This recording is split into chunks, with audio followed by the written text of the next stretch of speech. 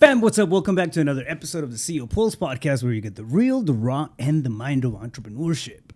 Another special episode of the Mindset Monday series with my co-host.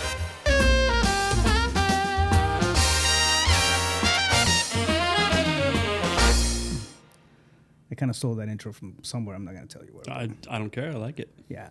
Justin Thorstad. Thank you. Justin. Okay, enough of that.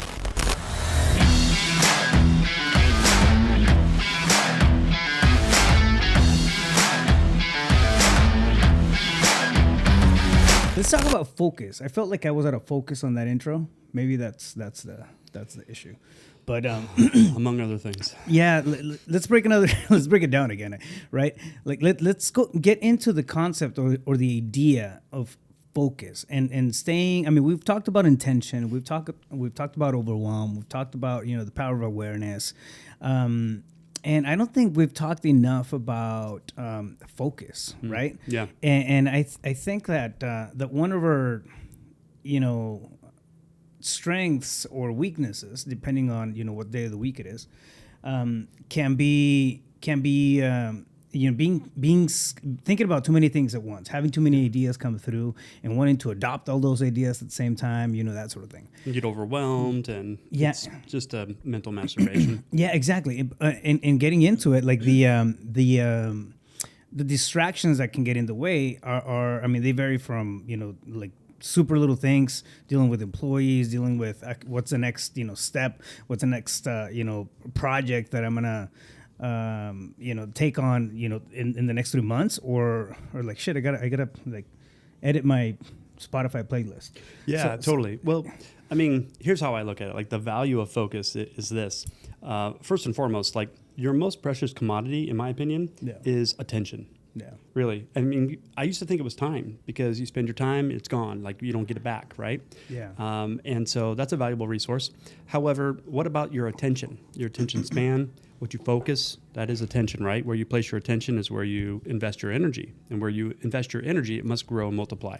Right. And so your attention, the ability to place it on a thing, and to the exclusion of anything else, any other distractions, is really where you're going to breathe life into an idea and bring it to its physical manifestation, into its materialization. So attention and the ability to focus that on a thing until it comes to life is critical to any entrepreneur.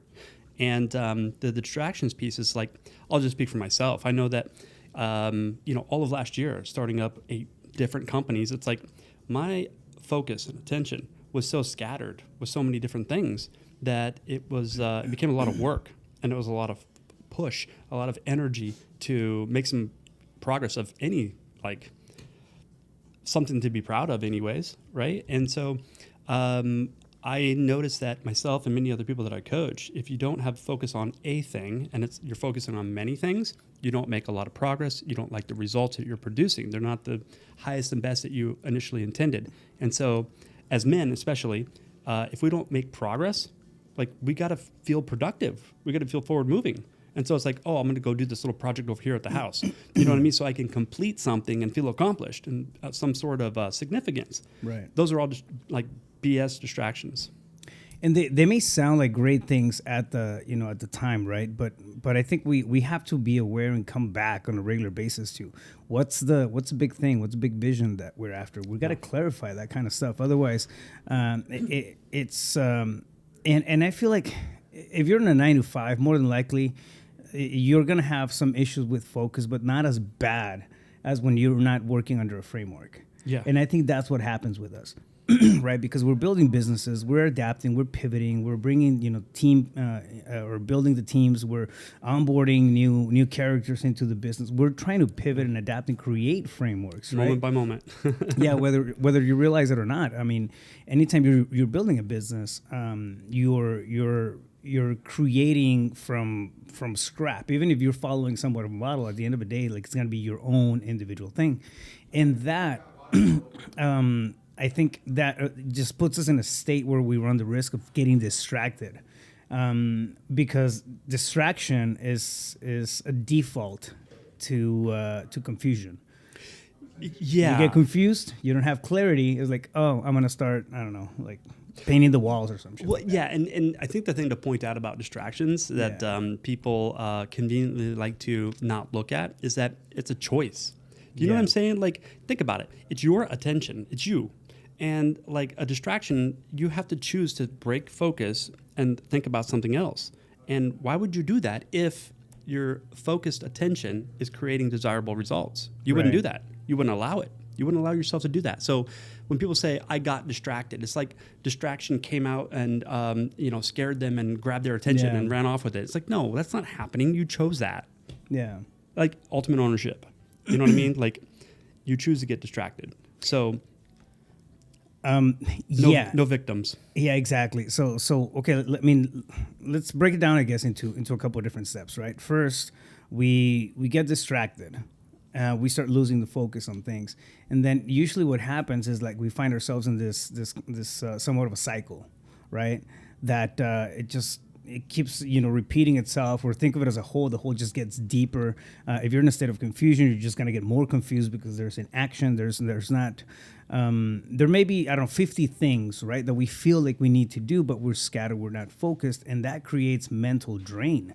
It really becomes one of those things that if you don't address it as it's happening, it just it pulls you into it. Yeah, but the thing about it is, like, many people don't address it, like prioritize, because if I'm distracted and I'm not clear and I don't have a set intention on what I want to create, that's convenient, and there's a payoff to that. And the payoff is I don't have to take responsibility for the result because it's not me the one creating the lack of results.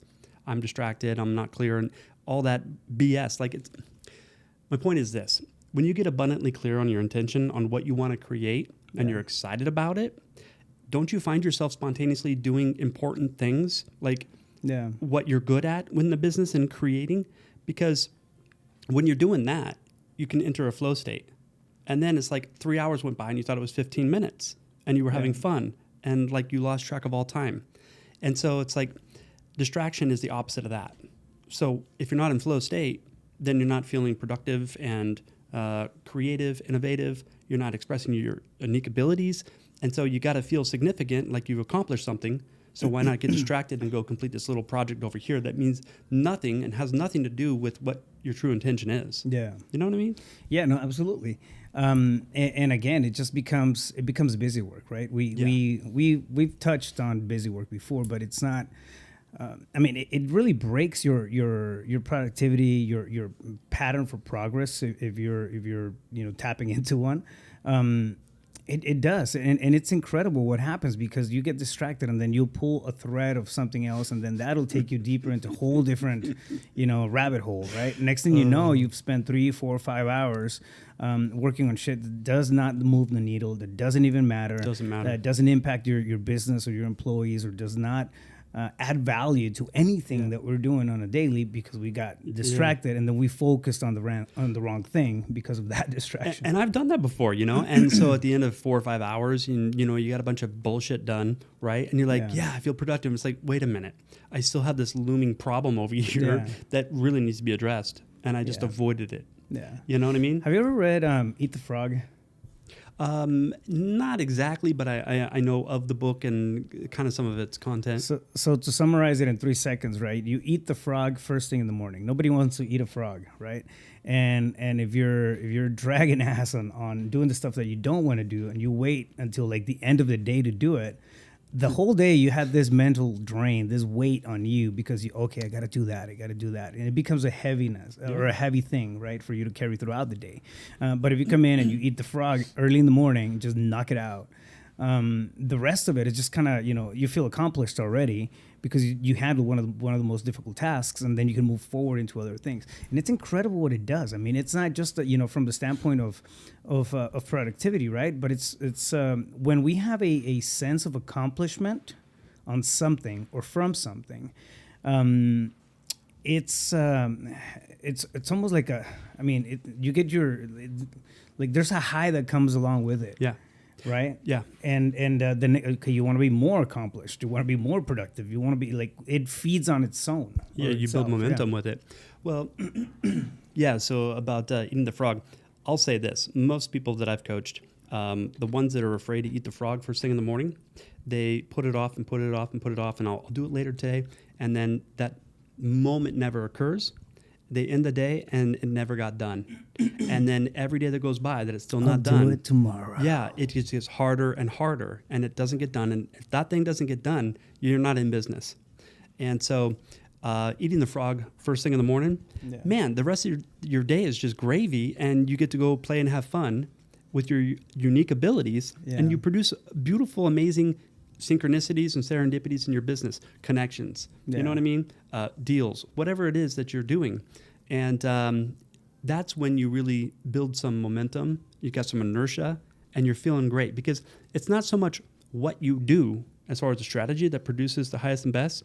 It's who you're being that's showing up to that strategy. Yeah. And so if you're beating yourself up and you're resistant to yourself because you know you sucked yesterday and you put off that thing and now it's harder to do it, like that's a low state of being. Yeah. Compared to powerful, proud. Like I think the only way to truly respect yourself is to finish a thing. Well, it comes back to character is the way that we show up to things, right? Personality is kind of like how we behave and that kind of, but character is really, you know, how we show up to, you know, when we're being tested, when things are not necessarily panning out the right way. Like we default, we go back, or we get into that character that we want to become, right? And we have a choice on that. You have to finish things to respect yourself. I mean, that's what you just, you know, said. And I think it's very true, man. I think if you build the character of just falling off the wagon anytime something gets difficult, or anytime you feel like you didn't make any progress, you feel like you didn't move the needle, and you're losing faith on things, a lot of it is going to come back to that sense of focus and your ability to stay in focus and create, you know, something close to a state of flow, right? But the character really that shows up is what's important. Is like, how are we going about, right? The confusion that's often around us, and I get lost, dude. I really do. I get lost a lot of times in the tasks, and then one thing that happens, you know, quite a bit is I'll get into something and I'll dive into it and I'll do an hour, 2 hours, 3 hours, and it's just, I'm just sucked into it, and then it hits me. It's like, shit, man, this is not my highest and best. Yeah.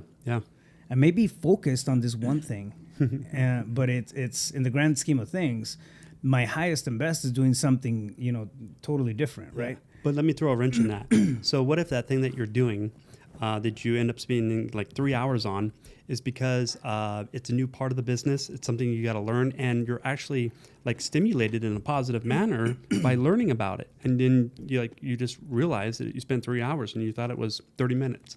You know what I mean? So like, where's that line between focus and learning? And I think it comes down to I just answered my own question, but I got another wrench for you. Okay. So here, and I'll give you a case in point, right?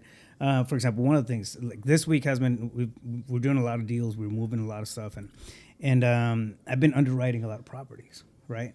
So underwriting is really not my highest and best. No.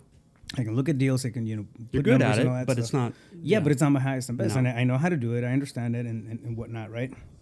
So I understand now that my highest and best right now is spending it with the team, training the team, and hiring. That's really where my personal highest and best is. And shit, when you walked in, or you know, someone okay, I need to plug somebody else into this dispositions role. Yeah. And how, instead of me, for example, focusing on the hiring process and you know, scouting for somebody to come in, I've been spending hours upon hours looking at deals and underwriting deals this week, right? Why? I like deals.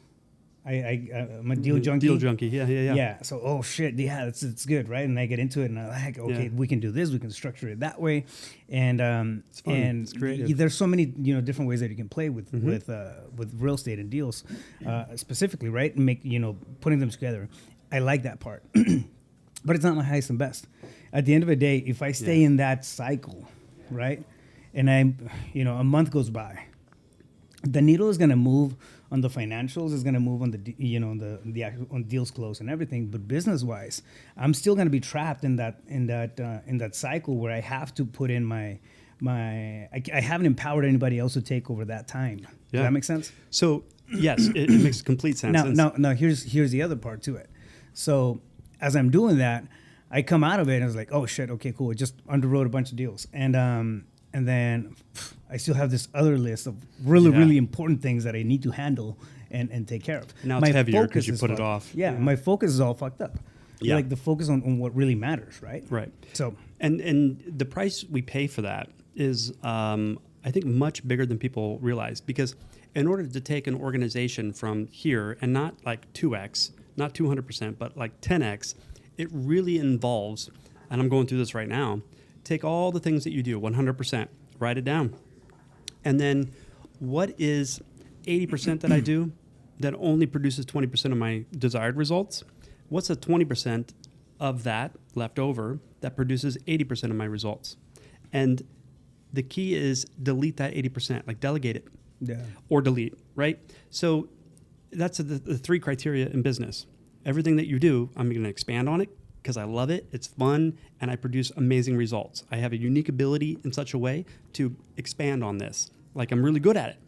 And that's revenue generating, yeah? Right. Okay, so the other things are either delegate it because it's got to get done, but it doesn't have to get done by you, and then delete because it's not really that important, it's not the primary focus, like get rid of it. And that's pretty easy to do, actually, because I think there's two ways to be successful. Not two ways. There's two items required to be successful. My apologies. Number one, stop doing shit you hate.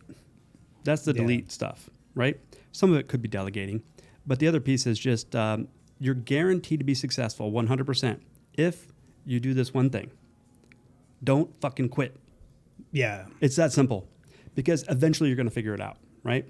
So, but to go that 10x, like, you really got to start putting people in place that are self-managing, that take initiative, that don't require, looking over their shoulder or micromanaging. And you got to relinquish control. And that's not always easy because we think that, like, nobody can do it as good as me.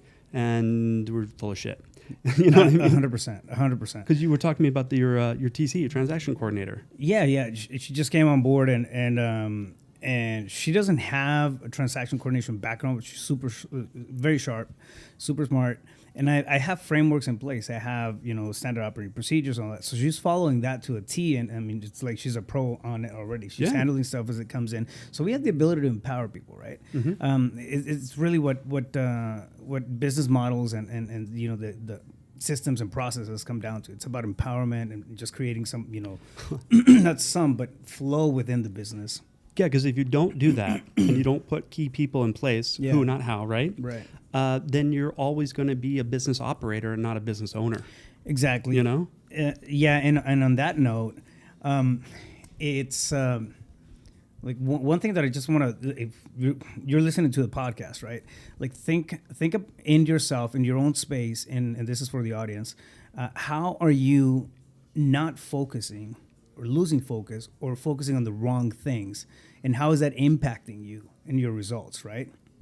Again, I've seen people who are dialed in, but they're dialed in on the stuff that doesn't move the needle, on the stuff that doesn't matter, on stuff that's really below their skill set. Yeah. Because, okay, I'm feeling productive.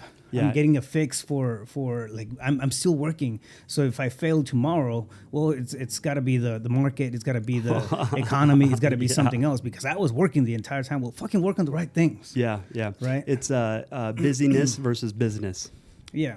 So, and that's, I mean, it's important to have the awareness of that. Dude, I mean, I don't know if you're the same way. I think you are, but I talk to myself all the time, like all day. I'm going back and forth with conversations, and these are not mean. Like, I'm not mean to myself. I'm pretty graceful to myself. It's just really honest. Yeah, exactly. Yeah. It was like, oh, you could do better than this. and this is like me having a conversation with me, when I'm pushing for certain things, or like what are, like, better, you know what I'm saying, like it's not Is I'll this have my honest best? yeah, exactly. I'll have honest conversations with me and give myself feedback. So I know it sounds a little crazy, but it works. So anyways, with that being said, I'll think about a couple things, right? The first one is I do look at the 80/20. What's and this is something that, if you read any personal growth books or whatnot, Pareto principle is going to be one of the rules that's the truest to life, right?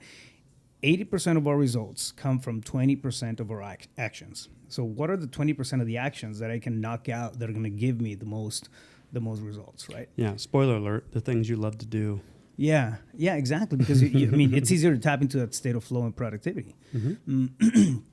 Now, that's one. I keep asking myself throughout the day: is this my highest and best? Is this my highest and best? I just keep thinking about highest and best.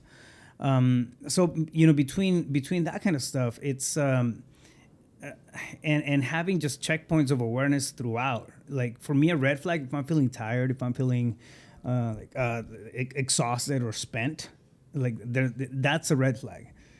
Because usually I can work through the day if I'm in my happy place. Yeah, right? sure. But if it's 3 p.m., 4 p.m. and I feel like, okay, that's a red flag for me. I've been doing shit that it's not in alignment with the stuff that I want to do. And I get it. Like sometimes we have to go through it, especially when we're bootstrapping it. We're in the trench and doing the work, right? We have to do that kind of stuff. But it doesn't mean that we can't start delegating, and to be able to do that, we have to focus on the things that are gonna take us along that path. Maybe that should be the next episode, like effective delegation. Yeah, that's really good. Yeah, I like that. So yeah, I mean, ask yourself the question, right? Like, what am I focusing on that's off, that I shouldn't be, putting a lot of time and effort into it, and where can I redirect my efforts? Where can I redirect my talent, my attention to? The other thing is this: like some people watching this, listening, entrepreneurs are like, well, I'm a team of one right now, and I don't have money for delegation and all that stuff, so I have to do all the things. Okay, cool. That doesn't relinquish you of the responsibility to document your 80/20, because the truth of the matter is, if you spent time and focused on your 20%, that would produce so much revenue that you'd then be able to afford someone. Yeah. So you can't go victim to yourself. Like, yeah, you got to get done today. Okay, fine, that 80%. But how much time did you spend today on your 20%? Because that's what moves the needle forward. That's what generates the revenue. And that's how you're going to grow and scale. Or you'll be stuck as a team of one. Yeah. A solopreneur, is that what you call it? Yeah, solopreneur. Yeah, there's no glory in that. No, it doesn't mean that we can't apply ourselves, right? It's glory. I think it's the right. There's this glorified stigma about being able to do everything or doing everything ourselves. Oh, like the lone wolf or something, huh? Yeah. Like, I don't need anybody. I can knock it out. And dude, I mean that's gonna kill your dream faster than. Well, not only that, but if you think about it, a lone wolf. Yeah. Wolves run in packs, right? Like, the pack is only as strong as the weakest wolf. Yeah. And what happens to a lone wolf? Well, it dies a shitty death of starvation. You know what I mean? Like, there's no glory in that. Yeah. Suffering. Like, so I mean, if that's the space, right? Think about where you want to be in 3 months, and then what are the things that you need to focus on to get there? I get it, right? We got to keep the lights on and whatnot. But if that's the case, and you're in the trenches and you're putting in the work, you're making the calls, it's got to be you right now. Try to allocate some time don't try, just fucking do it. Yeah. Allocate some time to thinking how I can get out of this trench. Right? How can I pull myself into the next highest and best, right? And start thinking about that and align that with the focus that you have throughout the day. Otherwise, you're going to spin your wheels. You're going to spend a lot of time just, kind of pedaling on stuff that doesn't really matter, doesn't really move the needle. And it's going to take you, 3 or 4 times as long to get to point B than if you have this intention behind your actions and this clarity and more importantly, this self-accountability that we need to have. 100%. right, as entrepreneurs. Yeah, and I think to further that and support it, for those of you still paying attention, like before you get into action and do that thing, because maybe you are a solopreneur right now, and there's some things that have to get done to generate that you don't like doing or you're a little scared of, and whatever the case is, and you find yourself not in the mood. Well, first and foremost, fuck your feelings. And like, I want you to remember this. All results are predictable, even spontaneous, based upon the conversation you have with yourself before you get started. So one thing you can do is set an alarm on your phone to go off every single hour. And that way, when it goes off, that's the reminder of what's my intention and is this the highest and best use of my time and efforts? Now, if it's something that's got to get done that I don't like doing, like sales calls or whatever the case is, like get yourself into a state where you are excited, empowered, and you do that by thinking about like the end result, actually having that result here in the now, the present moment of like how great it would feel and empowering and proud of yourself and excited, like all those wonderful elevated emotions. Get yourself in that state and then take action. Don't do it when you're unmotivated. I mean, probably don't anyways, but that's how you get yourself into a state. And then that version of you showing up to the action, watch what happens and what you produce with less effort. Like it's really beautiful. So get yourself in the state of the end result. Use an alarm on your phone to go off to remind you to do so, so that you show up big and powerful. I love it. I love it. Nice and sweet, short and sweet. I think. I mean, we don't have to beat a dead horse on this, but it's important to just be aware, right, of where you're spending your time, whether or not that's actually moving the needle, because it's not just going to create, it's not only going to make you productive.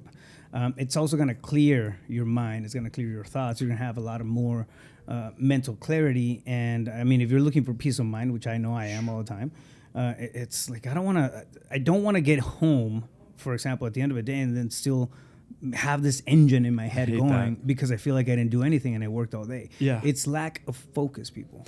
It really is. It's lack of focus on our highest and best because we feel we should be doing something else, right? When we do our highest and best and we move forward on that, we feel accomplished. Just understand that. That's a fact. It's not an opinion. If you're doing a lot of stuff, but it's not your highest and best, you feel like you should have been doing something else, right? 100%. Default thinking. So. And so for those of you who are like, well, that sounds all good and great, but I don't have time. Okay, so one of the greatest experiences I ever had, I've talked about it before on here. My coach told me to get a blank schedule for the week, 7 days. When you met me? Jesus. No. And whatever. Set an alarm for every 15 minutes on your phone. 15 minutes from the time you wake up to the time you go to bed. It'll drive you nuts. But every 15 minutes that goes off, write down what you did over the last 15 minutes. You do that every single day for 7 straight days, you'll see how much time you literally piss away. Yeah. Like you ain't as busy as you think you are, and you're not focused. Yeah. So when you have that experience, you go, oh my God, I'm so unproductive. I'm not focused.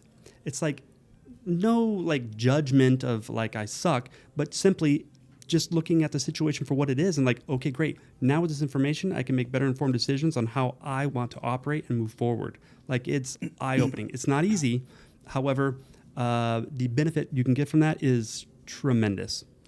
Dude, you're mentioning that. One of the things that I did a while back, and I've always said that I'm not a huge social media person. Like me, I'll post, stuff on a regular basis, right, for work and whatnot. But me, like, I don't know, posting what I'm eating, it's hardly a thing. And I'm not saying it's a bad thing. I'll do it every now and then. I forget to take pictures. I forget to do posts. If I'm on vacation, like, oh shit, I've gone through entire vacations and not that kind of. I'm that dude. I'm that me guy. Too. Oh, dude, I'm the worst. So I've always thought, right? No, I mean, I'm not that much on social and whatever. And you know that little the screen time tracker that you have on your phone that you can go in there and then you can see like how much time you spent on the screen. Man, when I looked at it, and this is a couple of years back, but I looked at it, I was like, man, dude, it was like 5 times more than what I thought I was spending on the screen. Oh no, mine! I was like, you can check mine right now, dude. I guess I am. 0. I guess no. I mean, I gotten a lot better. Yeah, but no. I mean, you gotta post some. You know what I mean? But I thought I was spending like maybe half an hour on it a day, or it's like 3 hours, 20 minutes. Yeah, exactly. So it was like, no, you spent 3.5, 4 hours. Yeah, that's accountability, you know? I was like, oh shit. So a lot of these things, right? You know, point I'm trying to make is it can be easy to just, you know, have a weird notion of what we're really spending our time in. Yeah. So yeah, you're incorrect on what you think it is. It's a lot more of just ineffective, wasted time. Yeah, exactly. And at the end of the day, it just creates headaches. So. And if you're wasting time, you're not focused. Yeah, obviously. So, absolutely. Yeah. So, Justin, where can somebody get a hold of you if they want to reach out, continue the conversation? JustinThorstad.com, Facebook, Instagram, YouTube at Mindset Coach JT, and my cell phone, 602-348-8534. Bam, fam. I hope you enjoyed this episode. And do us a favor, right? Drop a comment. Let us know what kind of topics do you feel are relevant to you guys. It's a two-way street. So let us know your thoughts, comments. Make sure that you subscribe, like, and share. Send it out to somebody who you think might benefit from the podcast. And we'll catch you guys on the next one. Stay focused. You got this. Let's go.